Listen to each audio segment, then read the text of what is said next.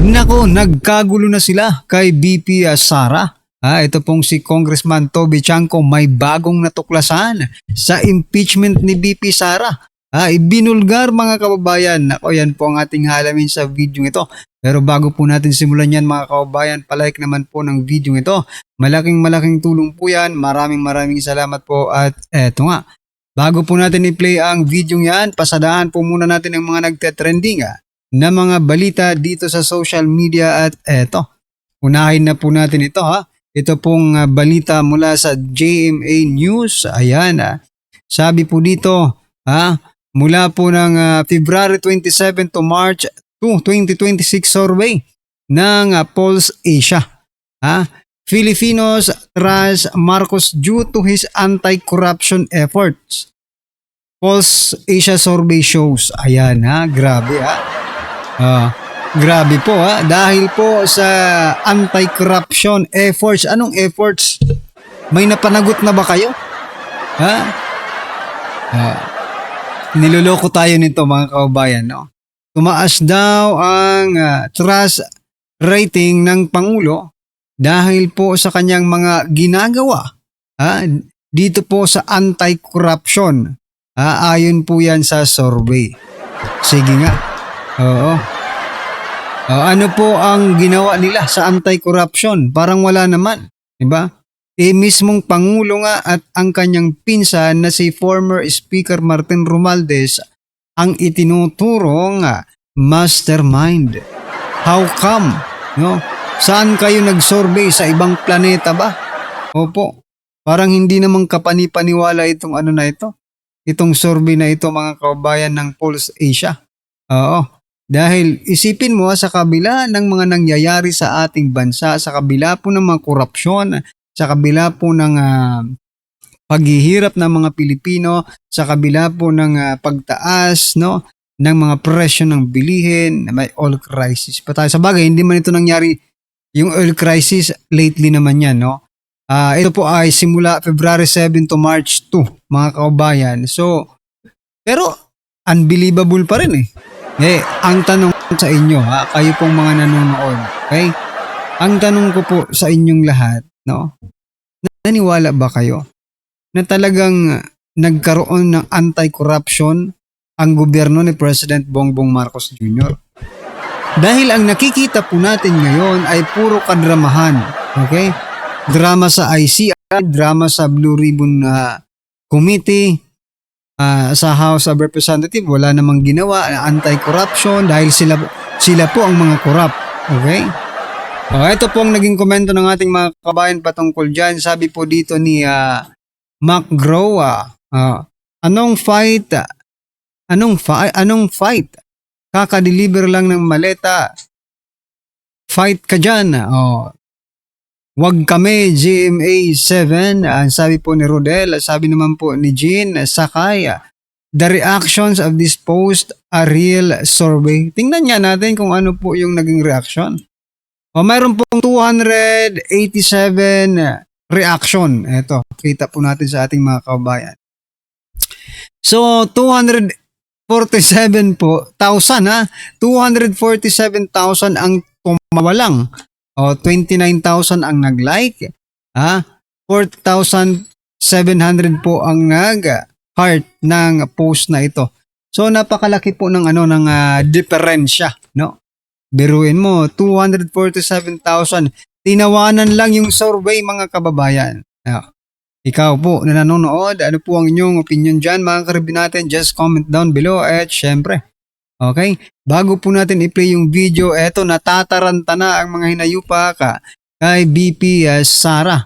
Kaya maging sa survey talagang hindi ko alam, minamanipulate nyo ba? Diba kasi ang balita rin natin dito sa mga survey ito, may lagayan rin mga kababayan.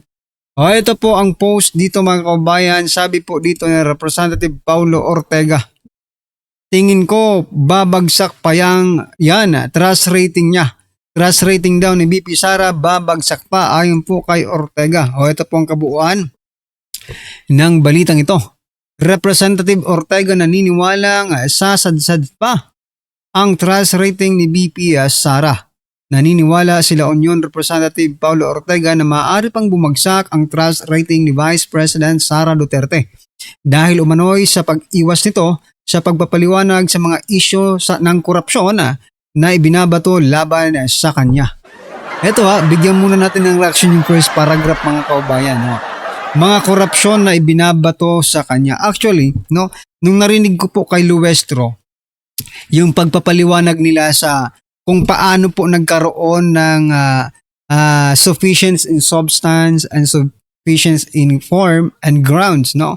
Sabi niya po kasi doon, yun po ang sa tingin po ng mga miyembro ng Committee on Justice, no? Ibig sabihin, they are not looking or basing, no?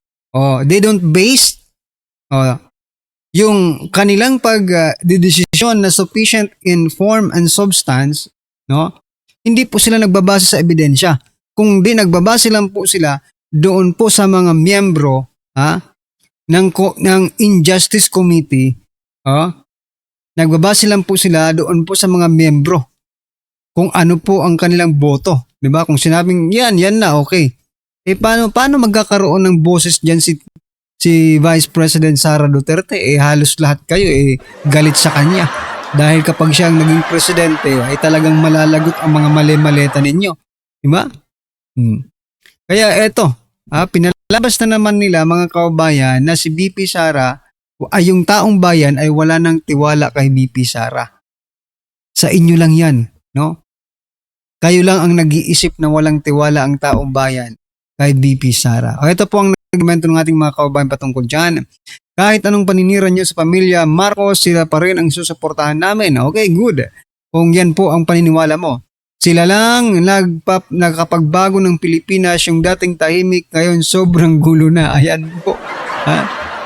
Kahit ano pang paninira sa pamilya Duterte pa rin kami. Ayon po kay Jeng Gomez Rial. Sabi naman po ni Randy, malitahin nyo na para tuloy. Kita na sa 2028, ayan. Yun naman talaga ang plano ninyo nung simula pa lang, totoo. Gustong-gusto nyo nang pabagsakin si Vice President Sara Duterte. Simula 19 Congress pa, mga kababayan, di ba? Sensya na, lalong tumaas Oo nga, wala talaga to si Ortega. Alam nyo, iwasan nyo na yung strategy na yan na sinisiraan nyo si BP Sara. Because, hindi nyo ba napapansin? Mas lalo ninyong sinisiraan, mas lalo pong rumarami ang nagmamahal. Now, kung ako talaga ang dito, kung ako po ang manager ng mga ito, kumbaga manager, di ba? Huwag niyong siraan si BP Sara. Opo. Kasi mas lalo lang kayong lulubog mas lalo lang kayong lulubog. Ayan mga kababayan. Ano po ang inyong opinion dyan mga karibin natin? Just comment down below. At eto na nga. Pasadahan na po natin itong revelasyon ni Toby Chanco. Pasok. Makakabuo sila ng numero? 106. Okay, ganito lang isip ko. Sa tingin ko, hindi naman nila kayang tanggapin na hindi na makukuha yung 106. Di ba? So, kahit papaano, pipilitin siguro yan. Tingin ko. Pero sa tingin nyo, sinong pumipihit? Sinong may gusto? Nagpa-interview lang ako sa impeachment. Galit na yung spokesperson nila. Di yata nakatulog. Ito ang balita ngayon trending at pinag-uusapan ngayon sa mundo ng social media ang di umano'y balitang Ibang congressman na para pumirma at ang pinanakot doon is i-hold yung mga AIX, AKAP, TUPAD, MAIP. Yun ang ginawa lang. Siyempre, takot ka nun kasi Mag-election yun. Mag-election ka di ba? Tsaka yung MAIP talaga ang laki ng tulong nun sa congressman. Tsaka lalo na dun sa mga kababayan. Pero that was the first impeachment. Yes, yung first. Now, we have the second impeachment. Mainit pa rin ang dugo nila kay BP Sara Duterte. Definitely. Do you think meron pa rin kung ano yung nangyari before? Meron pa rin yung nangyayari ngayon? Hindi, okay. Sinagot ko na yan nung interview Tinanong ako ng isang reporter Kasi hanggang ngayon, lahat ng DPWH projects kasi wala naman insertion Lahat, total. Lahat yan naka-FLR. Sabi nila, hindi ko alam for what reason, may mga haka-haka na baka walang pondo yung gobyerno. So tinanong ako ng isang reporter. Sabi sa akin ng isang reporter, kung yung FLR ba pwedeng gamitin ngayong eleksyon, ngayong impeachment ni VP Sara? Simple lang yung sagot ko. Sabi ko, pwedeng gamitin, di ba? Pero kung gagamitin o hindi, malalaman lang natin pagkatapos ng botohan kung yung mga bumoto ay winilis yung pondo at yung hindi bumoto ay hindi winilis yung pondo, mako-confirm natin. Pero after the voting pa. Yun, sinabi ko yun. O galit na galit yun. Would you take part in exposing after na magkaroon ng... Definitely. Walang problema. Walang problema. But do you think makakabuo sila ng numero? 106,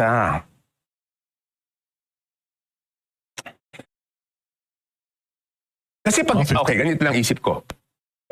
Sa tingin ko, hindi naman nila kayang tanggapin na hindi na makukuha yung 106. Di ba? So, kahit papano, ipilitin siguro yan. Tingin ko. Pero sa tingin nyo, sinong pumipihit? Sinong may gusto? Sino ang talagang pinuno ditong impeachment na ito? Kasi hindi naman tayo pwedeng maniwala na dahil sa ebidensya. Wala nga silang ebidensya eh. Nag-fishing nga sila ngayon eh. Hindi, yun na nga eh. Di ba, ang statement ko dyan is, nakita ko yung last hearing, bakit, di ba, ang pinipintasan, isa sa mga sinasabi na is yung SALN. Di ba? Ang sabi ko nga, yung SALN, napaka-ipokrito naman. Di ba yung Congress nga, ayaw ilabas yung SALN ng mga congressman, di ba? Tapos hahanapin mo yung kasalanan ng isang tao base sa SALN. Yung mismong Congress, ako linabas ko. Linabas ko na sa public. Pero isa-isahin yung member ng Committee on Justice noon. Kung linabas na lang yung SALN nila. Ang tingin ko, kung ikaw, ayaw mong ilabas yung SALN mo, wala kang karapatan na manghingi na pintasan yung SALN ng ibang tao. Okay. Ang pinakaayaw ko kasi is yung ipokrito. Di ba? Number 1, ipokrito. Number 2, yung double standard. Alam mo yung double standard, ang pananaw ko, ang double standard, dyan nagsisimula lahat ng kalokohan eh. Because bakit ko sinasabing dyan nagsisimula lahat ng kalokohan? Di ba kaya nga, nakita ko dyan, tinatanong niyo ako doon sa 8 plate, di ba? Yung 8 plaka. Bakit ba ayaw ko ng 8 plaka? Kasi pag sa maliliit na bagay, iniisip mo, iba ka doon sa ordinaryong mamamayan. Hanggang sa malalaking bagay yan, iisipin mo, iba ka. Yung 8 plate gives you a sense na iba kami. 8 yung plaka. Kaya ako ever since nag-congressman ako 2010, never ko kinuha yung 8 plaka. So, ano ba yan? Sinasabi ko nga, the reason kung bakit tayo umabot na dito sa malaking corruption sa history, ang nasa sentro is yung House of Representatives, is because doon sa isip na double standard. Iba kami. Iba yung congressman. So, ibig sabihin, congressman, pwede magnakaw. Pero yung ibang tao, bawal lahat kayo. Yan yung ayaw ko doon sa double standards eh. Because dapat, lahat tayo. Lahat ng tao, bawal. Lahat ng government official. Pero pagka nagkaroon ka ng isip ng double standard, doon mo na iisipin na you are above the law. And all others are not. Diba? Kaya ayaw ko yung isip na yan. But let's go back, Kong, doon sa impeachment. Sa tingin nyo ngayon, sinong pumipihit ng impeachment ni VP Sara? Base doon sa spokesperson nila, sa Kay Claire, mukhang, baka pati Malacanang gusto na rin. Di ba? Di ba? Bakit ganun, nagpa-interview lang ako sa impeachment, galit na yung spokesperson nila, di yata nakatulog. Pero galit. Pagka ikaw yung topic, kinikilig siya eh. Hindi, galit. Makisig kasi Hindi, galit na galit sa akin. Galit na galit. Yun na yung naging senyales sa akin eh. So ayan mga kababayan, binubuking po dito ni Congressman Toby Chanco that Malacanang something to do with the impeachment of Vice President Sara Duterte. No? So, bakit nagpa-interview lang ako tungkol sa impeachment? Pagkatapos ng 2 araw yata, I mean, okay lang naman sa akin. Wala naman sa akin yun, di ba? Iniisip ko lang, pag ganun, baka gusto na rin ng Malacanang, di ba? Kung untouchable, parang ganyan ang tingin sa inyo eh. Kasi naalala nyo yung umatake sa gobyerno si Lebiste, tsaka si Kiko, binanata ng mga kasama nyo. So parang inaapi sila. Ngayon, pag ikaw yung nagsalita, Bakit parang tahimik sila? Ano ba yung hawak? Ano bang meron? Ano bang si meron? Kong Toby? Bakit? Hindi. Wala ka pang ethics Ang galing complaint, nyo, no? ang galing nyo. Ang galing nyo magtanong, ha? Siyempre, lahat ng bala, di ba, lahat ng FLR, kasi di ba, okay, no, March 24, napatawag ako noon sa Malacanang. Because nga, yung House of Representatives, hindi pa binibigay yung kanilang listahan. So, namumroblema si Sec. Mina Pangandaman doon. Kasi sabi niya, Mr. President, kinukulit ako ng mga congressman na i-release daw yung SARO. Eh, hindi ko naman ma-release kasi wala yung listahan ng House of Representatives. So sabi ko kay Mina, bakit ba ayaw bigyan listahan? Sabi nila, wala daw sila nun. Sabi ko, Mina, imposible mapasok ang kahit anong item sa budget kung walang kopya yung House of Representatives. At sabi ko, hingin mo ko si proponent. Kasi pag ako humingi ng proyekto para sa distrito ko, dadalhin ko sa distrito ko. Pag isang congressman humingi ng proyekto at dinala sa ibang distrito, sigurado benta yan. Okay? So, sabi, wala daw, imposible yan. So, doon kami nagkausap ni Congressman J.J. Suarez. So, siguro bakit yung iba hindi nila ako tinitira? Alam ko magkano yung kanila eh. May hawak ka pala ng ano. Takip ko sila sa Last week, inawat kong ni Asidro, di ba? O, di nilabas ko na yung tingog. Isipin mo, tingog, party list, ha? So, takot sila sa'yo. 5.96 billion. Isang party list sa insertion pa lang. Pero kung ang party list ba hindi usually may ganyan? Meron, 150 yata. Million. 150 million. 150 million lang. Yung This one, 5.96 billion. Kasi wala- Siguro kasi si Yeda nahandun, di ba? Oo. Kaya pala tumahimik si Ansipe sa pag-atake Hindi, sa'yo. tinitira pa rin niya ako, pero ayaw niya sagutin kung bakit kailangan dumaan sa kanila yung proyekto ng distrito at hindi yung district congressman. Ayaw niya sagutin yun. Ngayon kung in terms of yung kanina, nabang So yan mga kababayan, nabisto na ha. Itong si Asid rin, napakalaki pala ng, budget, no? Insertion. Oh. Nasa, magkano yon? 3 points? 3 billion, something, ganyan-ganyan, di ba? Biro niyo, bilyonis po, ha? Grabe, mas malaki pa sa budget ni BP Sara. Ha? 3 beses po ang laki ng budget pala ng insertion pala ng Tingog Party List sa budget ni BP Sara. Ay grabe. Ha? Grabe talaga pag malapit ka. Ha? Malapit ka sa kinauukulan. Ayan mga kaubayan. They are always bending the law. Tingnan mo, sabi po 150 lang po. 150 million. Okay? Ang mga party list. Pero bakit umabot ng bilyon-bilyon sa Tingog Party List? Ngayon ako.